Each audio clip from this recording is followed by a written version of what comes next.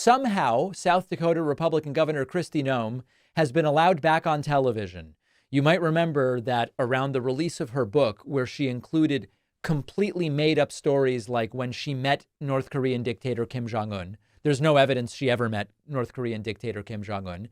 She went out on TV and started saying, well, when I found out that that was in the book, I had them remove it. Right. But did the meeting happen? She won't say. How did it get into the book? She won't say.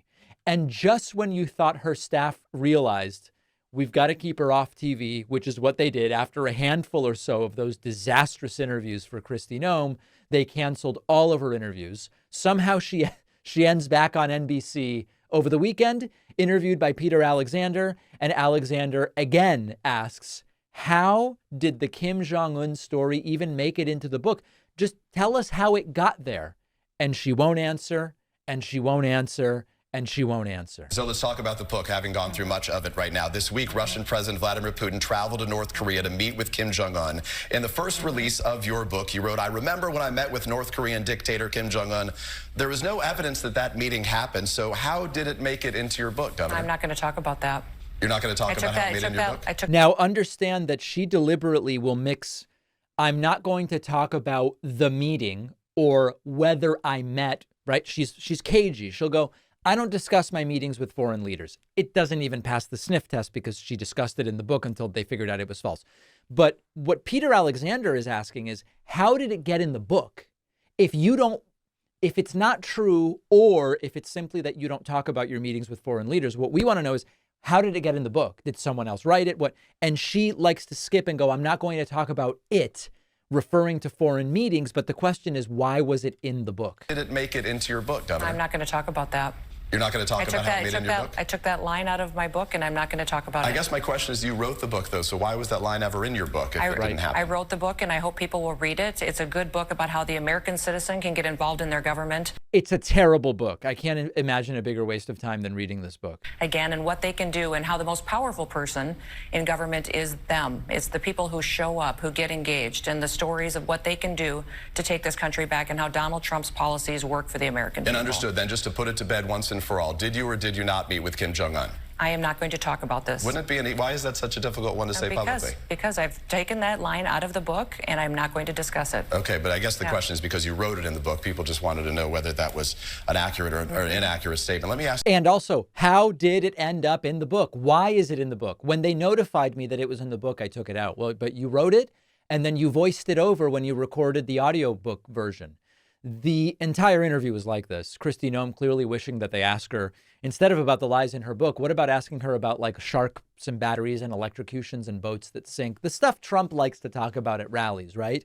Instead of her lies. And then she was just as incoherent when asked about why Trump should be president again.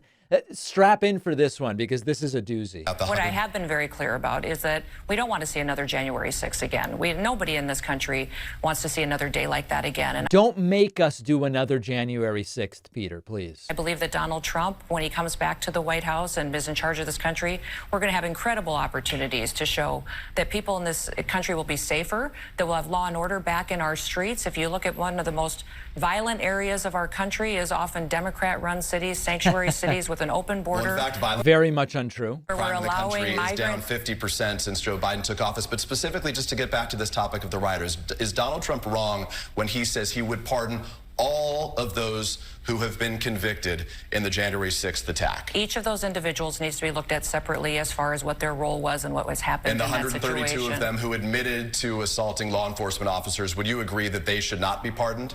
I think that every one of those cases needs to be looked at individually. And I think that January 6th, you would agree that that would be. I think that this is what our judicial system is for. It's supposed to be the scales of justice, and Lady Justice is supposed to be blind. Well, they went through the judicial system. He's offering to pardon them. So I guess the question is, would that be based on good grounds if they attack law enforcement officers? That will be based on his prerogative and his decision when he looks at those cases. Okay. All right. So as you can see, she won't answer any questions. Oh, what about those who admitted that they've bashed up law enforcement? Every single one of those cases needs to be looked at individually, but we need Trump back, and that's the way to prevent January 6th. Really inspiring messages from the de facto president of Moms Against Puppies, as I like to refer to Kristi Noem. So definitely someone who squandered her possibilities of being Donald Trump's VP running mate. making the exact boneheaded statements when she reappears. And remember, this is the sort of brazen lying that should completely destruct your political career forever in the United States. But South Dakota Republicans really don't care. And they're like, oh, she's getting a raw deal from all of these fake news media people just asking her to defend the things that are in her book. And so she probably would have a pretty unobstructed path towards re-election. Let's take a very quick break. A couple sponsors that we will hear with, and then so much more upcoming.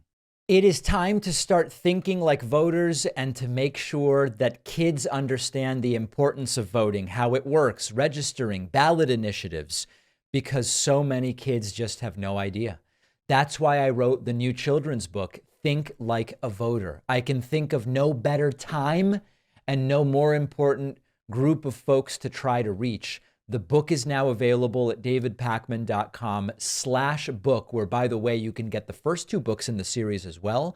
Think Like a Detective and Think Like a Scientist. Really important stuff. Donate them to local libraries, classrooms, read them with the kids. davidpakman.com/book.